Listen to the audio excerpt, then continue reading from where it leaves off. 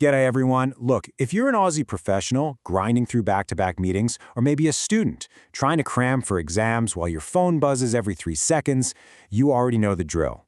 Digital overload is very real, and our attention spans are definitely paying the price. Today, we're doing an explainer on something you've probably heard of, but honestly, you likely aren't using to its full potential.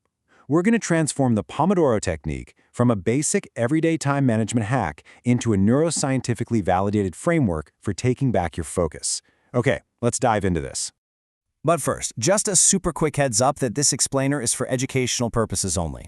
Right, with that out of the way, let's get straight to the core problem we're all dealing with right now, our deeply fractured attention spans.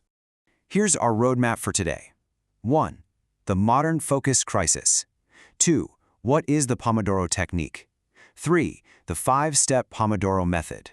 4. Managing your daily distractions. 5. Customizing your focus intervals. And 6. Pomodoro mistakes to avoid. Let's get into it. Section 1. The modern focus crisis. If you're constantly finding yourself losing focus, I really want to validate your struggle right now. Staying focused is not a willpower issue. It's just a biological reality. You've probably been told to just focus harder, right? While your brain fundamentally disagrees with that advice.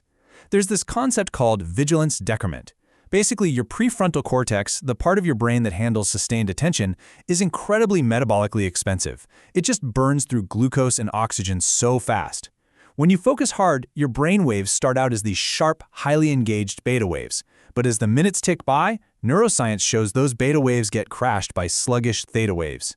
Your brain physically shifts into this drowsy, diffuse state, usually way before you even consciously realize you've drifted off. Your attention literally has a half-life. Moving to Section 2. What is the Pomodoro Technique? So this technique is actually a deceptively simple fix that came out of a mini academic crisis back in the late 1980s. Picture this. Francesco Cirillo is this completely overwhelmed Italian university student just struggling to get through his exam prep. Out of sheer desperation, he grabs a kitchen timer, one shaped like a tomato or a pomodoro in Italian, and makes it deal with himself to just focus until it rings. What he didn't realize at the time was that this 25-minute sprint perfectly aligns with our brain's natural neurobiological rhythm. It naturally stops the work session right before that steep cognitive decline curve hits.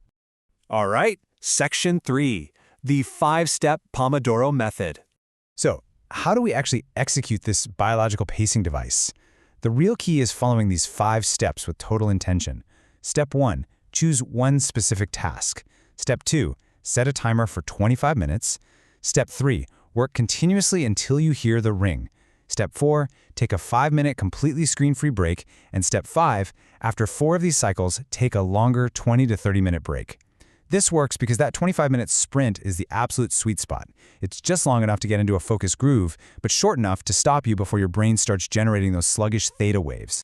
Section 4. Managing your daily distractions. Look, in our modern Aussie work culture, deep work is constantly under siege. Even with a timer ticking away, you are going to face interruptions. We're dealing with 2 main forces here. On one side, we have external distractions, Slack pings, noisy open-plan offices, or the background hum of a busy Melbourne cafe. But the truly damaging distractions are often internal. We're talking anxiety, sudden hunger, remembering a random to-do list, or just mental fatigue. To manage this, we use the parking lot metaphor. Just keep a physical notebook right beside your keyboard. When a random thought or anxiety pops up, jot it down in the parking lot and immediately get back to your task. It satisfies your brain's need to not forget without totally wrecking your flow. To really take back control, try running a 3-day distraction audit. If you visually track the time of day, the specific trigger, and your emotional state when you got interrupted, you can diagnose what's really costing you your deep work.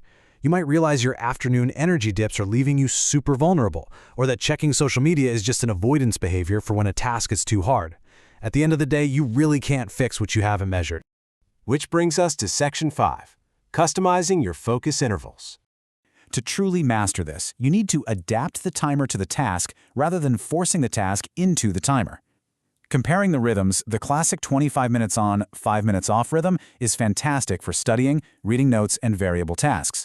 Why? Because it has a super low psychological cost of entry. It beats procrastination because literally anyone can do 25 minutes. But if you're doing complex coding, heavy writing, or intense problem solving, that startup cost is way higher. It takes time just to build context. For that, you want the 50-10 rhythm. A 50-minute deep dive gives your brain the longer runway it actually needs for true cognitive immersion. Remember, the timer is a tool, not a law of nature.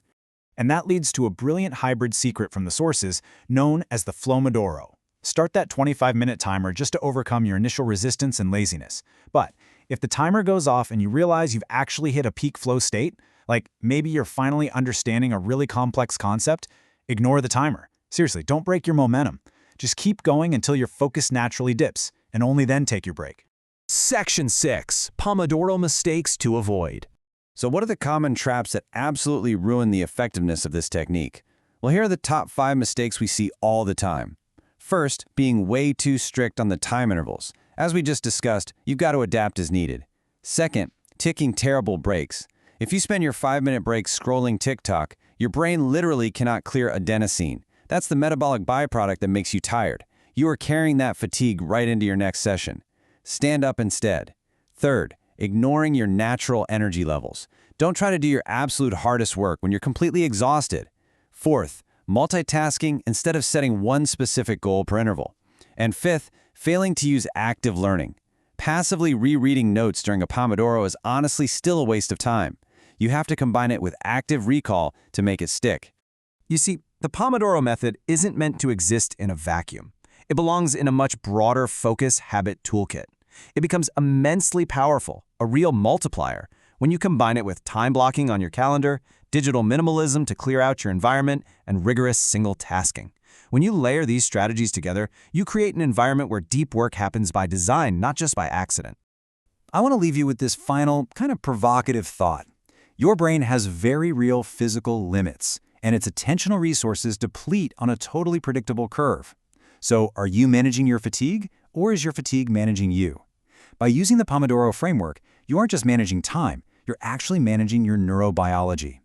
Use this tool to reclaim your cognitive focus, respect your brain's massive need for recovery, and finally beat digital overload. Thanks for joining me on this explainer, and I'll catch you in the next one.